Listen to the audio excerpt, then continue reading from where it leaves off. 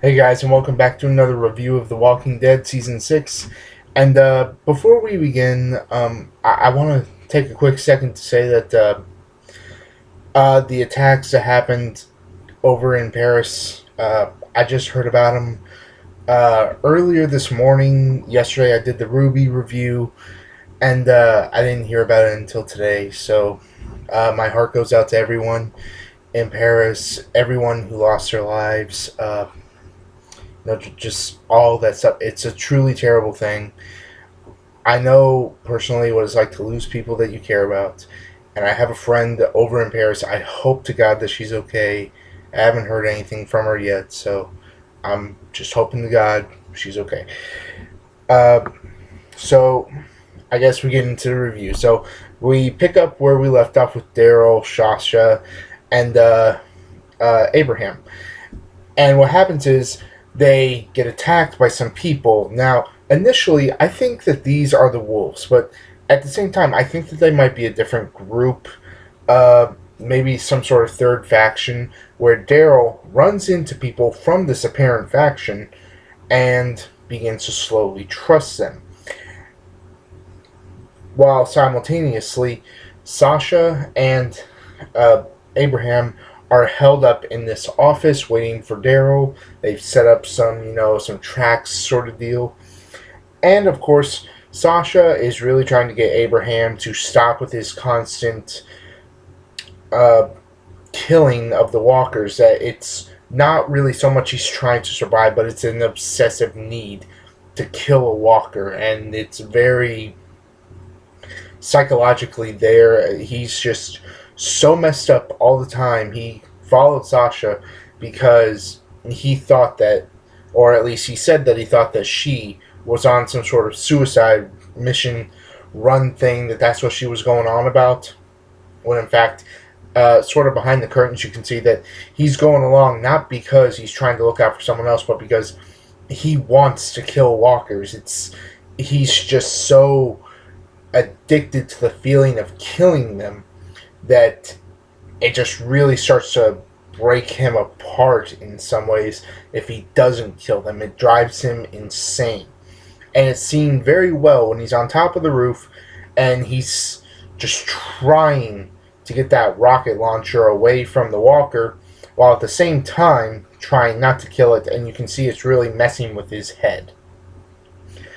All the way to the point where he is just screaming at it because he wants to kill it so bad, but he's resisting the impulse, sits back, has a cigar, and as luck would have it, the walker falls through, leaving the rocket launcher on the railing for him to just grab. Of course! Good for you! Uh, and the stuff with Daryl and Sasha is very brief. It's very easy to figure out. And then, of course, we got all the stuff going on with Daryl, where he's come across three new people who are part of this faction. Where whether or not it's the wolves, it's not entirely clear. But I'm pretty sure that it's not the wolves. I think it's some sort of third faction. We've got Alexandria, we got the wolves, and now we got quite possibly this third faction. I don't know. I didn't read the comic books. But it's just getting really interesting, and Daryl opens up to these people. He starts to trust them. He comes back after being captured and having a gun pointed at his head. He comes back to give them, equipment and stuff, and he starts to trust them. Of course, when one of them gets bitten and then they have to put her down, during the grave digging sequence, he does exactly what Rick was doing at the beginning of, I believe it was season 4? Season 4, maybe? Yeah. Where Rick would ask someone three simple questions, and the answers always determined whether or not someone would join, their group. How many walkers have you killed? Have you ever killed anyone? And if so, or if not so, why? And those were the three big questions, and we we've seen a lot of different stuff. I mean, when it comes down to it, you never know if someone's actually telling the truth or not. So could have said, I've never had to kill a walker, I've never had to kill a person, and all that stuff. The last time this question was asked was when they met the priest, whose name constantly escapes me. They asked him how many walkers had he killed? None. How many people had he killed? None. And his answer as to why was because the only weapon I need is the word of God. And it was sort of a fool's answer and, way of going about things. But here, it was explained as to what would happen if a morally sound person had killed walkers but never killed a regular person. And of course, when they betray him in the end, what did they do? They took the crossbow. You never touch or take Daryl's crossbow. And it was like, sorry. Daryl's just looking at him and was like, not yet, you're not. Oh yeah, taking away Daryl's bow and arrow is like taking away Michonne's sword. Even when they lose those items, they will get them back. That was very clear in season 5 when Michonne lost her sword, but then got it back. What was it, like 4 to 5 episodes later? I'll have to go back and rewatch it again, but it was just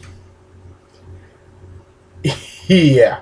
So anyway, this episode ends off with Daryl reuniting with Sasha and Abraham, the two new people abandoning Daryl, taking his motorcycle, taking his crossbow and arrows, and of course us finding out about this potential new faction, and then, heading back to Alexandria. And now it comes down to this. Everyone is finally coming back together, so this leaves us open with a few questions. Number 1. Yes, they got the herd moving away from Alexandria, but who's to say that something similar couldn't happen in reverse? Now, there are other communities out there just scattered all over the country, the world, in fact. Who's to say that a similar situation won't happen, and someone will come up with the same plan and have them turned basically around? It could be a full circle. This is something that just kind of came to my mind during the beginning of the episode, and I thought it was an interesting point to go after. But anyway, I digress. Another question is, how are we going to get Daryl's crossbow and arrows back? That's something else, because we know they're not going to stay gone for long, even if they stay gone for a while. And also, when are these two other characters coming back? I know they're going to come back at some point, and when they do, Daryl's probably going to get a little punchy punch happy. So, I guess that's it for this episode, you guys. Let me know what you thought of the episode in the comment section below. Be sure to follow me on Facebook in the description below. Hit the like button, smash the subscribe button, share this with as many people as you can. I greatly appreciate it. Gets this channel going. Again, an